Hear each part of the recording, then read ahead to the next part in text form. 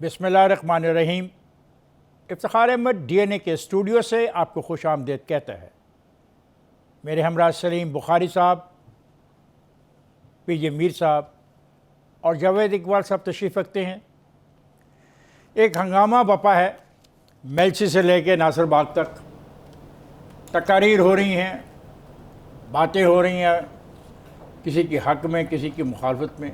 कोई अखलाकियात का दर्स दे रहा है तो कोई मेलसी के अवाम को यूक्रेन की सूरत हाल से आगाह करने की कोशिश कर रहा है। ये बड़े मज़े की सूरत हाल है। अब देखें क्या होता है कि वोट ऑफ नो कॉन्फिडेंस होता है या नहीं होता। बहरहाल इलेक्शन की कैंपेन शुरू हो गई है और इसका मतलब है अगला साल पूरा हमें इसी किस्म की तकारीर सुनने की मौका मिलता रहेगा, ऐसी तकारीर को देखने का मौका मिलता रहेगा। मेरे साथ जो तीन दोस्त हैं बिल्कुल तैयार बैठे हैं पूरे का पूरा प्रोग्राम आज इसी हवाले से करने को। क्या ख्याल है, बुखारी साहब से शुरू किया जाए? जी बुखारी साहब। जी बहुत शुक्रिया आपका। आपने जो कहा कि हमें ये इसी किस्म की तकरीरें जो हैं वो सुनने को मिलेंगी, मेरे ख्याल से हमें ये ज़हमत गवारा करना पड़ेगी कि हम ये रेटरिक जो है वो सुनते रहें। देखिए जी, दो ही इवेंट जिसकी तरफ इशारा किया खान साहब ने वो हैं, एक मेलसी का जलसा है जो प्राइम मिनिस्टर साहब का है, एक दूसरा जो मार्च लेके बिलावल साहब चल रहे हैं। मुझे जो शदीद तरीन एतराज़ है वो ये है कि अवामी जलसों के अंदर अगर आप पाकिस्तान की फ़ॉरेन पॉलिसी के इश्यूज़ को, डिप्लोमेसी को डिस्कस करने लग जाएंगे तो क्या मैसेज जाएगा और क्या उसके नताइज होंगे, उसके हवाले से मैं गुफ्तगू करूँगा जब मेरी बारी आएगी। और भी बहुत सारी बातें हैं। तो आई थिंक ये जो अपना फ़िखार साहब ने बात की है, दिस होल सब्जेक्ट जिस पे आप जिक्र करेंगे, हम से जावेद भी करें, I think this needs to be discuss comprehensively. एक दो पॉइंट्स आपने बड़े इंपॉर्टेंट रेज किए हैं भी। देखिए, नो कॉन्फिडेंस मूव जिस तेज़ी के साथ मैं ये समझता हूँ अपने आखिरी मरहले में दाखिल हो चुकी है, मैं लफ्ज़ यूज़ कर रहा हूँ हो चुकी है, तो आने वाले जो 2-4 दिन हैं इस हवाले से जिसकी तरफ आप इशारा कर रहे हैं ये सबसे इम्पॉर्टेंट दिन है। तो मेरा ख्याल है इस पर भी हम गुफ्तगू करें कि ये क्यों इम्पॉर्टेंट है, इन 4 दिनों में क्या चीज़ होने जा रही है। बात ये दोस्तों कि मेलसी का जलसा इसलिए इम्पॉर्टेंट था कि मेलसी के लोग ये तवक्को कर रहे थे कि उनको पैसे मिलेंगे। उनको 500 अरब रुपया दे दिया गया। और याद रहे कि पंजाब में तहरीक इंसाफ की हुकूमत 3.25 साल से है, लेकिन ये 500 अरब रुपया आज ही का दिन तय किया गया था कि आज के दिन है। फिर आज ये फैसला वहाँ पे कर लिया गया, PJ मीर साहब और बुखारी साहब और जावेद साहब, कि नेशनल असेंबली में साउथ पंजाब के लिए आईनी तरमीम का बिल भी लाया जाएगा। कैसी कैसी बातें कब कब याद आ रही हैं जी। 3.25 साल तक ख्याल नहीं आया कि ये वहाँ पे असेंबली में ये बिल लेके आ रहे हैं। चले कोई बात नहीं। अब उन्होंने ये भी फरमाया कि अखलाकियात का दर्स दिया है मेरे प्राइम मिनिस्टर ने मुझे। और बड़े मज़े की बात है कि अखलाकियात का दर्स देते हुए जिन लफ्ज़ों का चुनाव किया गया अपने मुखालफिन के लिए, उनमें लफ्ज़ भगोड़ा, मुल्क की सबसे बड़ी बीमारी, मुजरम नंबर 1, गीदर लीडर नहीं बन सकता, ये वो लफ्ज़ हैं जो जलसाम में कहे गए हैं। और इसके साथ ये भी कहा गया कि अखलाकियात का दर्स दिया गया कि अखलाकियात का साथ नहीं छोड़ना, और कहा गया कि अच्छाई के साथ खड़े हो जाओ और बुराई के ख़िलाफ़ जहाद में मेरा साथ दो। अब खुदा जाने कि कौन क्या कहना चाह रहा है। मेरी तो समझ में नहीं आ रहा कि ठीक है, दबाव होता है सियासत में, और उस वक्त जब आप पर वोट ऑफ नो कॉन्फिडेंस का दबाव हो तो आप ऐसी बातें करते हैं। लेकिन जैसे बुखारी साहब ने कहा, और बुखारी साहब तो सिर्फ बात करेंगे इस पर, कि आप यूरोपीय यूनियन को जो मैसेज दे रहे हैं, पहले आपने बड़ा सख्त लफ्ज़ इस्तेमाल किए, फिर आपने उसी वक्त अपने अल्फाज में तब्दीली भी कर ली। ऐसा क्या है? क्या आप जुल्फ़िकार अली भुट्टो की नकल करना चाहते हैं? आपको पता है जुल्फ़िकार अली भुट्टो जो ख़त लेके आए थे रावलपिंडी के बाज़ार में, उसका नकल करना चाहते हैं? माफ़ कीजिएगा, अगर आपने जुल्फ़िकार अली भुट्टो के से कुछ नहीं सीखा तो मुझे बड़ा अफसोस है। और मुझे आपके उन मुशीरों पर ज़्यादा अफसोस है जो आपको इस किस्म के मशवरे दे रहे हैं। आप पाकिस्तान के प्राइम मिनिस्टर हैं, आप एक पार्टी के प्राइम मिनिस्टर नहीं हैं।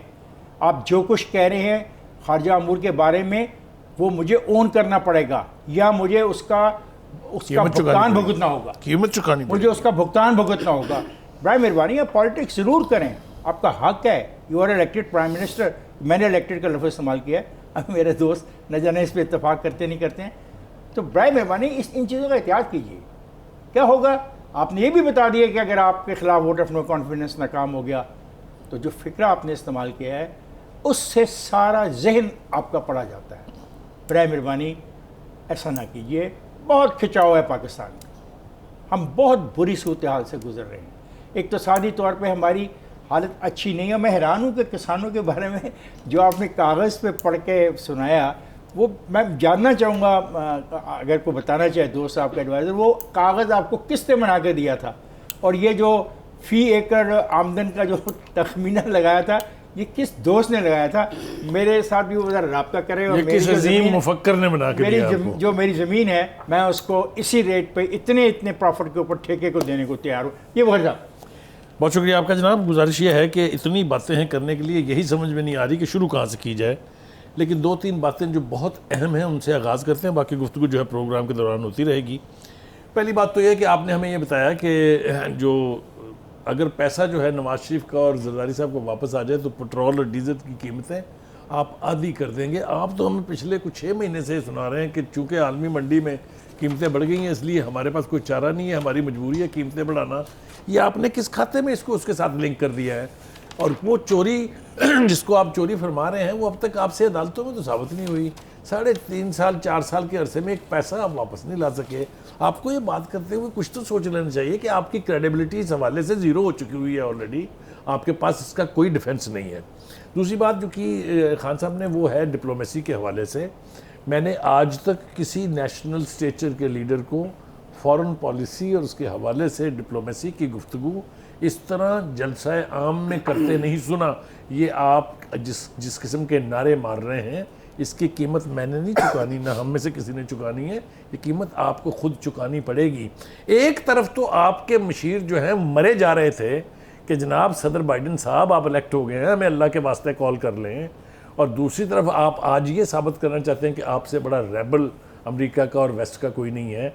आपने यूरोपीय यूनियन जो एक वाहद सॉफ्ट कॉर्नर हमारे लिए है, जिनके साथ हमारी 60 से 70% ट्रेड है, उनके सफ़ीर को आपने ऐसे मुखातब किया जैसे वो आपके दफ्तर में चपरासी होते हैं। खुदा के वास्ते खान साहब इस कौम पर रहम कीजिए, डिप्लोमेसी को डिप्लोमेसी रहने दें, सियासत आप जिस तरह की मर्ज़ी करें, हमें इसके ऊपर कोई एतराज़ नहीं है। अब आ जाइए जनाब, जो आपने आज मेल्सी में जो इनायात की बारिश की है, उनमें एक वादा आपका यह था कि 90 दिन में हम जनूबी सूबा बना देंगे। वो 4 साल में आपसे बनानी बजाय उस पर माजरत करने के वहाँ की आवाम से, आपने वहाँ 500 अरब रुपए, जब आपके पास पैसे है ही नहीं, सारा कुछ वो लूट के लेंगे तो कहाँ से देंगे आप? सर उन्होंने इकट्ठे किए हैं, सर वो कहते हैं हमने इकट्ठे कर लिए हैं। चले वो इकट्ठे कर लिए। Last but not the least sir, आपने माजी के डाकुओं का हमसे तारुफ कराया, चोरों का भी बताया हमें, उन्होंने क्या क्या किया वो भी बताया। बहुत ही बैलेंस्ड हो जाता अगर आप अपनी छतरी के नीचे बैठे हुए वो लोग जिनके ऊपर जराइम साबित हैं, जिनके ऊपर बेईमानी और करप्शन साबित है, BRT से शुरू हो जाए और मालूम जब्बा तक चले जाएं, मैं ज़्यादा तफसील में जाना नहीं चाहता, अगर आप उनके भी नाम ले देते तो हमें यह इत्मीनान होता कि देखें इस मुल्क का प्राइम मिनिस्टर जो है वो बैलेंस रखता है, उसने अपनों की भी पर्दादारी नहीं की, दूसरों के भी पोतड़े खोले हैं। ये भी ये तो ये ज़रा थोड़ा सा ख्याल रखें। देखिए, ये जो पॉलिटिकल मूवमेंट्स हैं, आप इसकी हिस्ट्री में भी कहीं चले जाएं, 1980 के अंदर आप देख लें कि ये जो ज़कात एंड अशर का जो एक मूवमेंट थी, उसके अंदर आप अपने ऑब्जेक्टिव्स अचीव आपने किए। ये जो डिसमिसिंग द गवर्नमेंट है, ये मेरे ख्याल में आप काजी हुसैन अहमद का एक मूवमेंट आप देख लें कि वहाँ आपके साथ ये इस तरह की बात हुई। जितनी भी पॉलिटिकल मूवमेंट्स हैं वो इश्यूज़ के ऊपर हुई हैं, महंगाई के ऊपर हुई, हर चीज़ है। अपोजिशन का एक जो मुतालबा है, ये 93 के अंदर भी जब नवाज शरीफ के ख़िलाफ़ हुआ था, आपने देख लिया कि महंगाई, लेकिन उस वक्त करप्शन और ये आपके सामने गवर्नमेंट्स चली आ रही। 11-12 मूवमेंट्स हुई हैं सिंस इंडिपेंडेंस। अचीव क्या किया हमने? आज वही चीज़ हो रही है जब हम पहले सब रोते हैं डेमोक्रेसी, और फिर उसके बाद आप ये एक अपना बयानिया एक और ले आते हैं। मैं बिल्कुल इत्तफाक करता हूँ अपोजिशन के साथ, महंगाई पे बिल्कुल बात होनी चाहिए, लेकिन रोड के ऊपर unlike democracies, like democracies, roads के ऊपर आपकी कौन कीमत कम करेगा, आपका कौन करेगा? अब आपने एक एग्जांपल दिया, प्राइम मिनिस्टर ने कहा है, बड़ी अच्छी बात ये सारी पॉलिटिकल गिमिक्री होती है टू अपीज़ द पीपल। मैं बिल्कुल आपसे एक चीज़ पे इत्तफाक करूँगा कि आई थिंक जो हमारे इंटरनेशनल रिलेशंस हैं, आप उनको डिस्कस ना करें, अपने ये जो लोकल आपके जो मसले मसाइल हैं आप बिल्कुल उस पर आके बात करें। लेकिन यहाँ ये होता है कि ये जो वेदर बिलावल, वेदर शबाज शरीफ, वेदर इमरान खान और वेदर एनीबडी और मौलाना साहब, आपकी तमाम तकरीरें बेशक उर्दू में हैं, ये डिस्पैचेस में जा रही हैं बाहर। डिस्पैचेस में जो आपके मॉनिटर्स हैं, ये अपने अपने मुल्क में, ये रशिया में भी गई है, ये अमेरिका गई है, यूरोपियन यूनियन गई है, ब्रिटेन की। अब द क्वेश्चन इज़, हमें इस चीज़ को बड़ी संजीदगी से देखना है कि भाई हमारी जो अपनी पॉलिटिक्स है, आपने बिल्कुल कहा, अपने प्रोलॉग के अंदर आपने बिल्कुल अच्छी बात की प्रोलॉग के अंदर कि प्राइम मिनिस्टर ने तो करना था, लेकिन टाइमिंग की बात है, उन्होंने टाइमिंग दे दी। अब फाइनली मुझे 2 मिनट दे दें। अब फाइनली हमें इस चीज़ की है, इन्होंने भी गड्डी चाहिए, मैं नंबर सेगमेंट कर दिया। वेरी गुड ना, बी हैप्पी नाउ। अब ना क्वेश्चन इज कि इसके अंदर, ये स्माइल ना दें मुझे आप, इसके अंदर ये मैं समझता हूँ कि in all seriousness we need to be, again I reiterate, we need to be sitting down, the government and the opposition, जो कि फवाद ने एक इंडिकेटर दिया है, क्योंकि इसके जो लॉन्ग टर्म नताइज हैं, आपकी जितनी पॉलिटिकल मूवमेंट्स हैं, कोई खराब इतनी नहीं होगी जितनी आज खराब होगी। ये ठीक है, आपसे कह रहे हैं जी जावेद। अच्छा, पीजे ने एक बात की कि एहसास की कि प्राइम मिनिस्टर को एहसास करना चाहिए, तो मेरा ख्याल है शायद एहसास होता तो प्राइम मिनिस्टर ऐसी तकरीर ना करते। और ये एक अंडर प्रेशर, एक हारे हुए शिकस्त खुर्दा लीडर की तकरीर थी, जो नो कॉन्फिडेंस की प्रेशर में इस हद तक आगे चले गए कि उन्होंने पाकिस्तान की फॉरेन पॉलिसी को भी नहीं छोड़ा, जो कि डिस्कस नहीं होनी चाहिए थी। और मैं इख्तलाफ करूंगा बुखारी साहब से कि ये सिर्फ उसके असरात या उसके कॉन्सिक्वेंसेस सिर्फ प्राइम मिनिस्टर या लीडर नहीं फेस करेगा, 22 करोड़ अवाम फेस करेगी, क्योंकि आने वाला कोई भी लीडर होगा तो उसको फैसले करने में उतनी ही मुश्किलात होंगी। तो इसलिए मेरा ख्याल है प्राइम मिनिस्टर को ऐसा काम नहीं करना चाहिए। और बाकी जो पूरी तकरीर थी, ये वही तकरीर थी जो पिछले 10 साल से हम ये तकरीर सुन रहे हैं। अगर उसमें कोई एक चीज़ मिसिंग थी तो वो मिसिंग थी कि जो एहतसाब के नाम पे 10 साल इस कौम को बताया गया और इवेंचुअली एहतसाब का भी भांडा उन्होंने खुद ही फोड़ दिया कि अगर मैं नवाज शरीफ को वापस बाहर ना भेजता, इधर होते तो मैं रिकवरी कर लेता, और अगर रिकवरी हो जाए तो मैं पेट्रोल आधा कर देता। पता नहीं, मुझे नहीं समझ आती कि प्राइम मिनिस्टर की अपनी ही स्टेटमेंट्स एक दूसरे से कॉन्ट्राडिक्ट करते हैं और ये पता नहीं किसको बेवकूफ़ बनाने की पूरी कोशिश करते हैं। और जहाँ तक 500 अरब या 900 अरब आपका डेवलपमेंट फंड है पूरे पाकिस्तान का, आपने पंजाब में टोटल पूरे पंजाब के लिए 500 अरब 550 अरब डेवलपमेंट फंड रखा और आपने पूरे साउथ पंजाब के लिए 500 अरब दे दिया।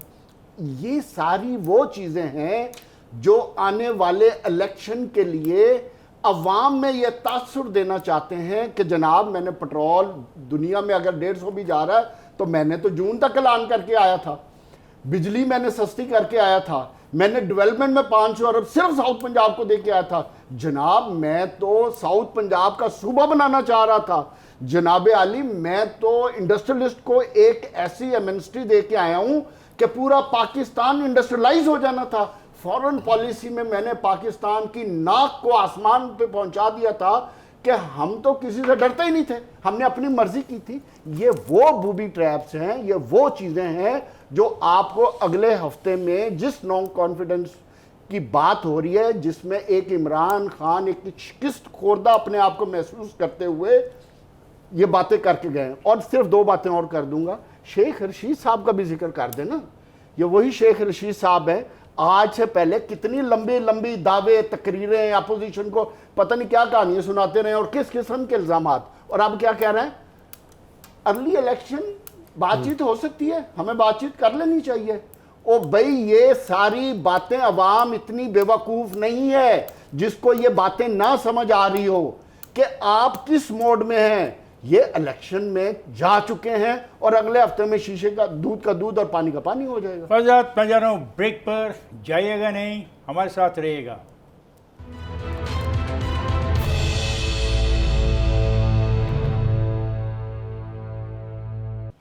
वेलकम बैक ख्वात नज़रात। एक बात जो बड़ी अहम है और जिस पे मैं माजी में भी मैंने कहा कि मैं इमरान खान को बतौर एक लीडर के शाबाश देता हूँ कि वो डट के खड़े होने की सलाहियत रखता है।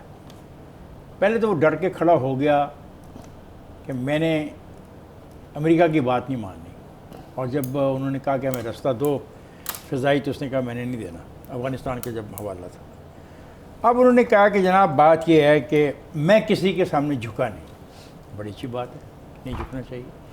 लेकिन एक मसला होता है सियासत में, पार्लियामानी जमहूरियत में, कि इतना जो अकड़ है ना, और इतना जो अपने जिस्म को अकड़ा के रखना है और झुकना नहीं है रियलिटीज़ की तरफ, तो इससे मसाइल पैदा होते हैं। और माजी की हिस्ट्री हमें बताती है बहुत बहुत बड़े प्राइम मिनिस्टर्स को मसाइल पैदा हुए, जिनके पास 2/3 मेजॉरिटी थी, उनको भी मसाइल इसलिए पैदा हुए कि वो भी झुकने के मामले में कुछ थोड़े से ज़्यादा ही सख्त रवैया अख्तियार करने के मूड में चले जाते हैं। बुखारी साहब, ये जो आज बातें हुई, ड्रोन अटैक की, ड्रोन अटैक करवाए गए, आदमी मरवा दिए गए, क्या सारी जिम्मेदारी सियासतदानों की थी? जी, मैं इस हवाले से अर्ज़ करना चाहता हूँ। देखिए, गुजारिश ये है कि ड्रोन हमले जो हैं वो यकीनी तौर पे होते रहे। वो दौर ऐसा था कि उसके अंदर इसके अलावा कोई चारा नहीं था। मुझे आप ये बताएंगे प्राइम मिनिस्टर साहब कि वो ड्रोन हमले होते किन पर थे? क्या वो पाकिस्तानी शहरियों पर होते थे? और ये तो बता दें ज़रा कि वो करवाता कौन था। आपकी याददाश्त ठीक नहीं है। आपको याद है कि 2 पाकिस्तान के एयर बेसिस किसने दिए थे अमेरिकन को? क्या आप उसी शख्स के रेफरेंडम के चीफ कोऑर्डिनेटर नहीं थे? और आगे जाऊं अगर इससे, तो मुझे ये बता दीजिएगा कि वो इंटेलिजेंस कौन फ्राहम करता था जिसके ऊपर ड्रोन अटैक्स किए जाते थे? आपको तो पता होना चाहिए, आप मुल्क के प्राइम मिनिस्टर हैं।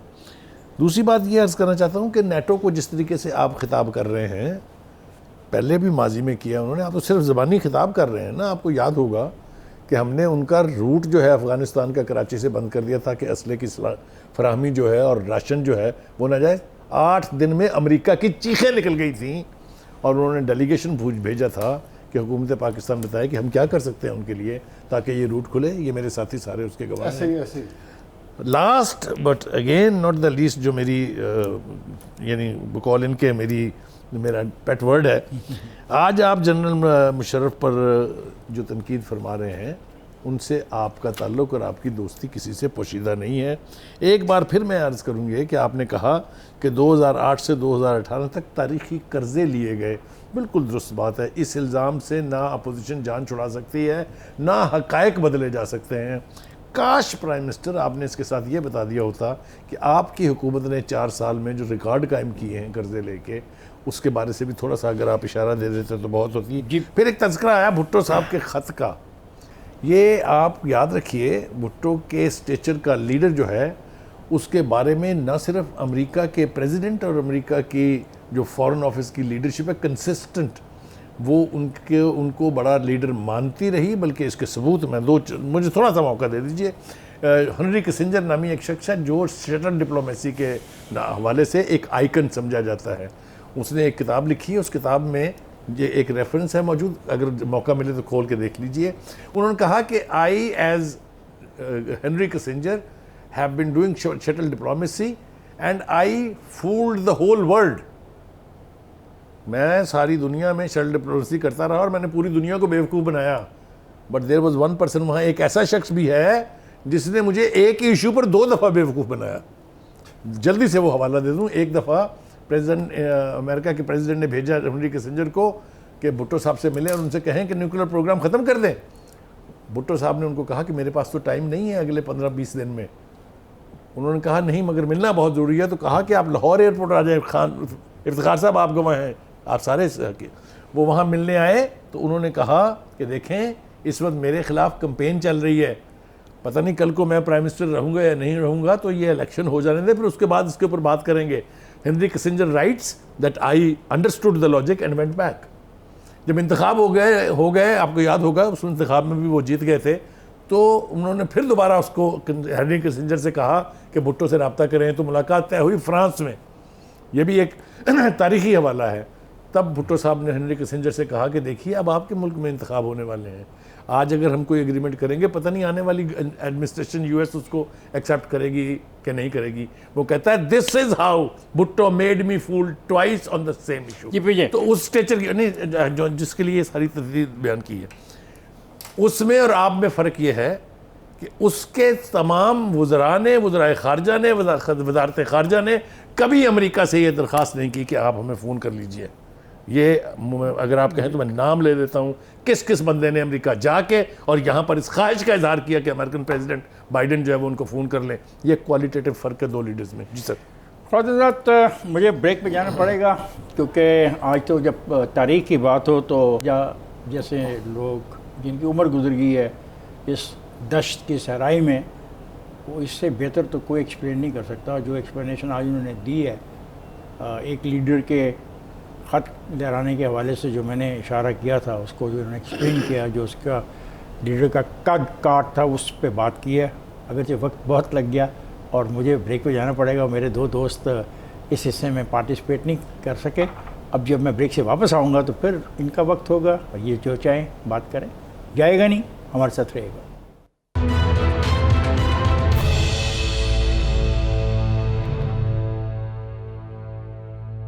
Welcome back Khwaja. तारीख़ की जो हकीकतें हैं और सच्चाइयाँ हैं वो बड़े मज़े की होती हैं, पढ़ने को भी जी करता है, सीखने को भी जी करता है। काश कोई पढ़ना चाहे, काश उनसे कुछ सीखना चाहे। पीएमवी साहब, आपको ये पता ही है कि अदम एतमाद है, प्राइम मिनिस्टर का मेल्सी का ख़ताब है, बिलावल साहब लाहौर में पहुंच चुके हैं, वो ख़ताब कर रहे थे, क्या देख रहे हैं आप?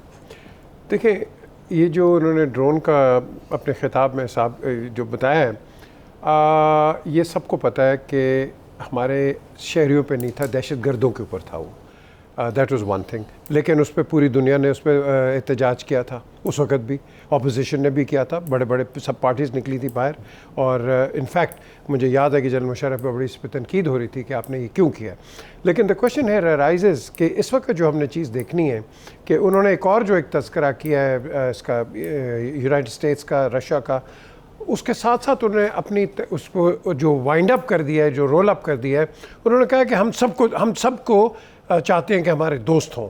लेकिन उन्होंने एक वार्निंग शॉट दी है, डिप्लोमेटिक वार्निंग शॉट, जो कि मैं समझता हूँ कि आपको अपने ये कार्ड्स ना आप डिप्लोमेटिकली खेलते, आप ओपनली ना लेके आते। सर, वो मेल्सी में आवाम को समझाना चाह रहे थे फॉरेन पॉलिसी होती क्या है। और सर, मेल सीधा वो था कि PhD वाले बंदे बैठे हैं, उनको क्या पता बेचारों को यूनाइटेड नेशंस में क्या है। उनको तो चाहिए रोटी कपड़ा मकान चाहिए, उनको तो चाहिए। हाँ, ठीक है, अब सही बात, अच्छी बात की है जावेद। अब वो लोगों को फिर उन्होंने एक रिलीफ पैकेज भी दे दिया, वेरी गुड। लेकिन ये कई चीज़ें होती हैं कि जज्बात के अंदर, भुट्टो साहब भी कर जाते थे, हर बंदे ने किए, अब मियाँ साहब भी कर जाते हैं, हर बंदा करता है। लेकिन हमें इस पर इतनी वो क्रिटिकल एक एनालिसिस नहीं रखनी चाहिए। मेरा जो जहाँ तक अभी एतमाद क्या बात करते हैं, जब आप एक कानून के एक दायरे में जाते हैं, कोर्ट में जाते हैं, जो मर्जी बहस मुबाहिसा आप कर लें, आर्ग्यूमेंट कांट आर्ग्यूमेंट, हमेशा बात एक लॉ पॉइंट पे ख़त्म होती है। ये कहीं भी ले लो, बड़ा कोर्ट छोटा कोर्ट। अब यहाँ जो हमारा पॉइंट आ रहा है, बड़ा इंपॉर्टेंट पॉइंट है कि जो इसको इमरान को कहा जा रहा है, you should resign before we tell you how to resign. Rawalpindi के सर, आपको किसने रोका है? आपके पास कॉन्फिडेंस है ना, तो आप इमरान को मत कहें, आप जाके कर दें। इमरान का आखिरी स्पीच का लफ्ज़ भी आपने सुन लिया है, वो क्या होगा, और आपके पास वो है चीज़, चले जाएं आगे। लेकिन ये तड़ियाँ लगाना और उधर से और इधर से, नुकसान किसका है? अवाम का है। अच्छा, नुकसान किसका है? As a state Pakistan. अच्छा पीजे, ये तड़ियाँ नहीं होती, ये सारे पॉलिटिकल स्लोगन्स होते हैं, पॉलिटिकल नारे होते हैं, जो सब चीज़ लगा रहे हैं किसी लीडर को अंडर प्रेशर करने के लिए। जहाँ तक देखें नो कॉन्फिडेंस मूव का ताल्लुक है, जितनी मेरी गुफ्तगू हुई है, साउथ, जो मैं अब एक ख़बर देना चाह रहा हूँ कि साउथ पंजाब के 5 लोग हैं जिनसे मेरी खुद बात हुई है, उन्होंने दस्तखत भी कर दिए हैं, उनकी मियाँ नवाज शरीफ से बात भी हो चुकी है और उनको टिकट भी कंफर्मेशन हो चुकी है। उनका ताल्लुक मुजफ्फरगढ़ से है, डीजी खान से है और उसके इर्द गिर्द के इलाकों से है। ये वो कंफर्म लोग हैं जिनका हो चुका है। और दूसरी बात, एक और मैं इम्पॉर्टेंट बात शेयर करता जाऊँ, सरदार नसरुल्लाह दरेश साहब कल मिले हैं प्राइम मिनिस्टर को। मेरी इतला के मुताबिक प्राइम मिनिस्टर नवाज शरीफ ने, ex prime minister Nawaz Sharif ने उनको टिकट देने से इनकार कर दिया था। उनकी इनकारी की वजह से वो इस 6 के ग्रुप को छोड़ के उधर गए और प्राइम मिनिस्टर से मुलाकात हुई। ये तो 2 बातें होगी। तीसरी इंपॉर्टेंट बात जो मैं शेयर करना चाहता हूँ कि इस वक्त लंदन के अंदर Nawaz Sharif secretariat fully 24 our active है। हुसैन नवाज शरीफ साहब उस सेक्रेटेरिएट को खुद मॉनिटर कर रहे हैं और इधर पल पल की इंफॉर्मेशन उधर जा रही है। यही वो चीज़ें हैं जिनकी बुनियाद पे मैं कहता हूं कि नो कॉन्फिडेंस मूव अगले आने वाले 1 हफ्ते में आएगी। इसमें जो आने वाले वक्त में जो चीज़ सबसे इंपॉर्टेंट सामने आ रही है, जो पिछले 1.5-2 महीने से होमवर्क हुआ था, जिसमें हमारे एक्स स्पीकर ने काम किया था, तकरीबन 20 लोगों पर जिनकी मियां नवाज शरीफ से भी गुफ्तगू हुई थी, वो लोग भी अभी तक मेंटेन है, नंबर गेम पूरी है। काफ लीग मुझे आने वाले वक्त में, ये मैं आज जो बात करने जा रहा हूँ, कि मुझे इररेलेवेंट होती नज़र आ रही है। अगर काफ लीग ने पॉलिटिकली अपने आप को वायबल ना किया, क्योंकि मियां नवाज शरीफ काफ लीग पे बड़े एक क्लियर स्टैंड ले चुके हैं और अपोजिशन ये समझती है कि हमारे नंबर गेम इसलिए पूरे हैं कि वी डोंट नीड, जबकि आसिफ जरदारी साहब चाहते हैं कि ऑन बोर्ड हो, बट मियां नवाज शरीफ ने स्टैंड ले लिया है। और आखिरी बात इधर करता जाऊं कि मेरी समझ के मुताबिक जो मुझे इंफॉर्मेशन मिल रही है, उसके मुताबिक नो कॉन्फिडेंस मूव कहीं बुध या जुमेरात के आगे पीछे हो सकता है। चलें जी, इन्होंने मैं बात की, खत्म करना मिस्टर मैं आपको चाहूँ। बता दूं, Yeah, इन्होंने जो बात की है, एक चीज़ पे तो I am sure he is convinced, लेकिन एक चीज़ पे मैं कन्विंस्ड हूँ, जी।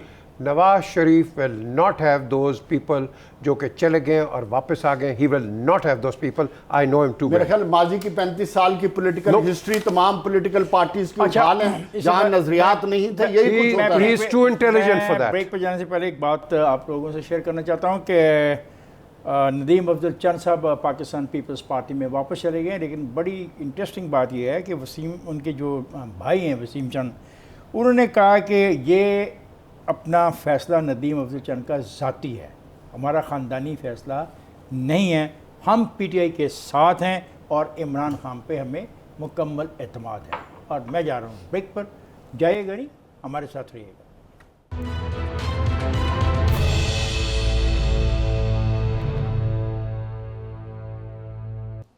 वेलकम बैक ख़वातीन।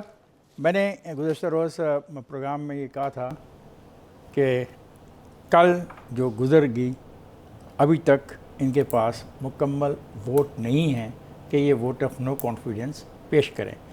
अगरचे कहा जा रहा है खुद कि पेश की जाएगी अगले 78 घंटों में, 72 घंटों में, 74 घंटों में, लेकिन अभी तक किसी एक कागज़ पे इतने दस्तखत ड्राफ्ट के साथ नहीं है कि किन पॉइंट्स के ऊपर पेश की जा रही है up till today while I am talking to you. दूसरी बात मैं जो कहना चाहूँगा कि मेरे दोस्त पीजे का कहना है कि हम बड़े क्रिटिकल हो जाते हैं। पीजे, हम क्रिटिकल नहीं होते, हम अपनी जो फीलिंग है, हमारा जो तजिया है, जैसे हम चीज़ों को देखते हैं अपने तजर्बे और अपनी इंफॉर्मेशन की बुनियाद पर उस पर तबसरा करते हैं। हम किसी के ख़िलाफ़ नहीं हैं।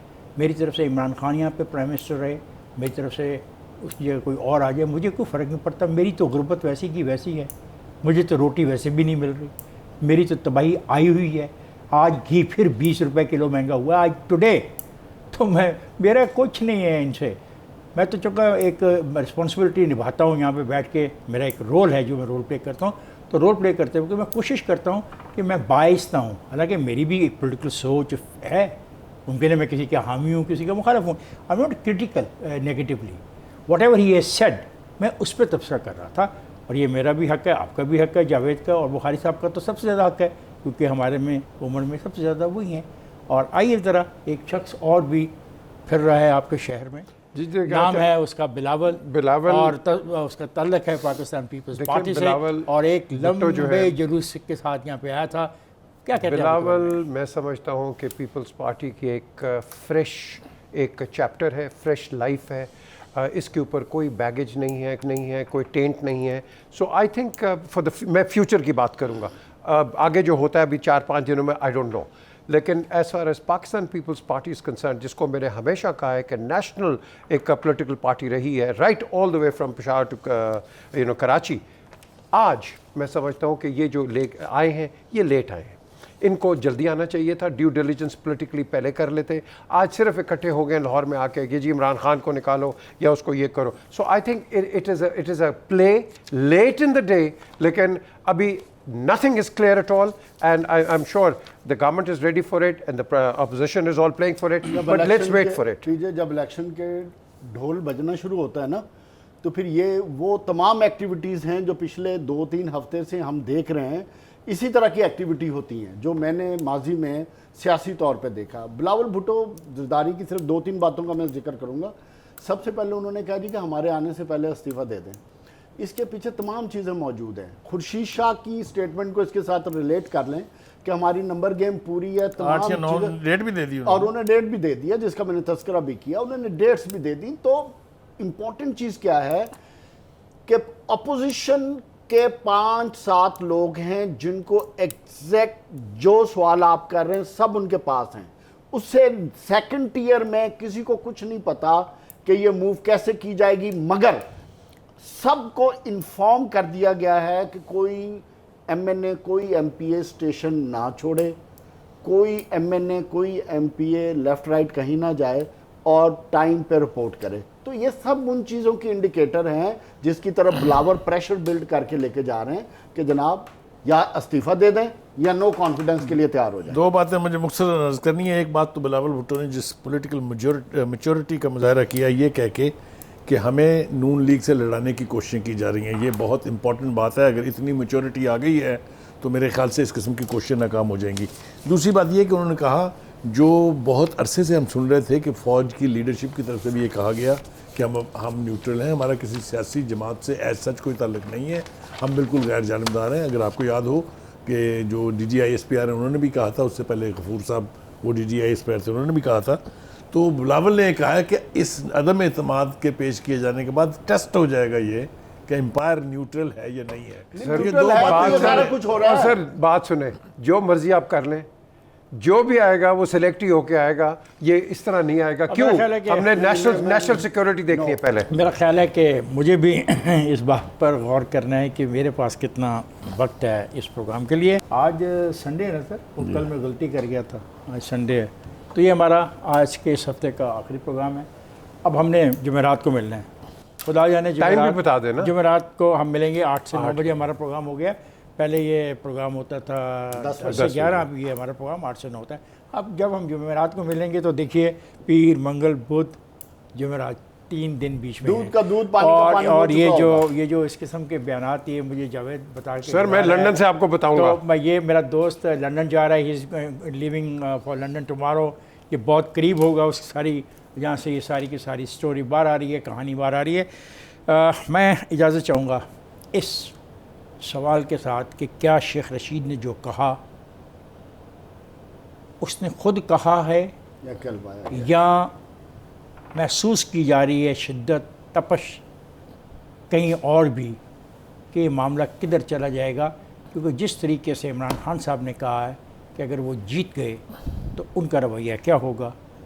मुझे और मेरे साथियों को जुमेरात तक के लिए इजाज़त दीजिए। खुदा हाफिज़।